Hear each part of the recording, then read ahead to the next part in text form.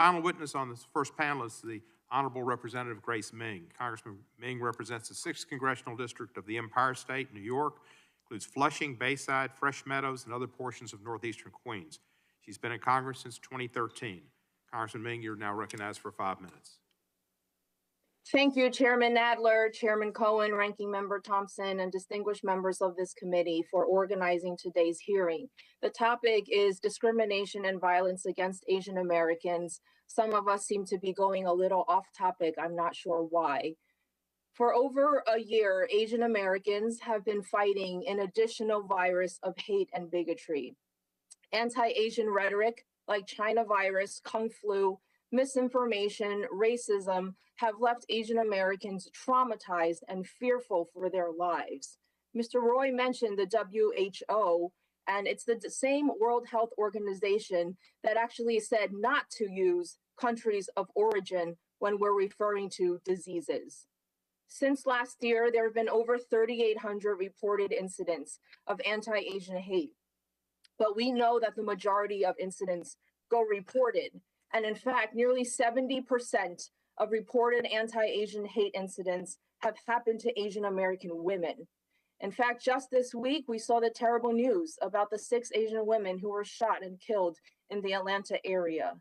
Our community is bleeding. We are in pain, and for the last year, we've been screaming out for help. Asian American discrimination, however, is not new in this country. From the 1882 Chinese Exclusion Act to the World War II incarceration of Japanese Americans, and from the 1975 police brutality in Manhattan's Chinatown to the 1982 murder of Vincent Chin, discrimination against Asian Americans is a shameful part of our history.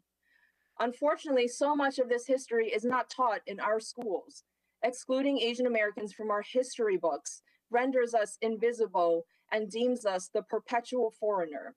In fact, history has excluded the history of Asian Americans, Black Americans, Latino, and Native Americans, and that has led to the systemic inequities at many institutions, including our academic institutions.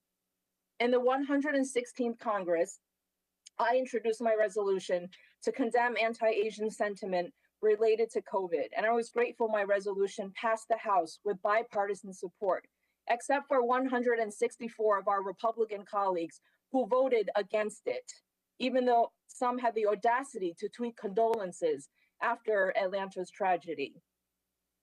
I'm glad to hear about my colleague, Representative Steele's resolution, and I hope that she has better luck getting her party to support the resolution. During this last year, it became painfully apparent that we need a comprehensive effort from our local communities to the federal level. That's why I support bills like the No Hate Act, and that's why Senator Hirono and I introduced the COVID-19 Hate Crimes Act, which would assign a point person at the Department of Justice to quickly review hate crimes and to make it easier for people to report these incidents. My bill also builds on President Biden's presidential memorandum by directing relevant federal agencies to work with community-based organizations to find ways to talk about the virus in a way that is not racist. I urge my colleagues on this committee for swift consideration of these bills. We cannot turn a blind eye to people living in fear. I want to go back to something that Mr. Roy said earlier. Your president and your party and your colleagues can talk about issues with any other country that you want, but you don't have to do it by putting a bullseye on the back of Asian Americans across this country, on our grandparents, on our kids. This hearing was to address the hurt and pain of our community and to find solutions, and we will not let you take our voice away from us. Thank you. I yield back. Congressman Meng, thank you very much. You're correct about the genesis of this hearing. Now we will go to our second panel.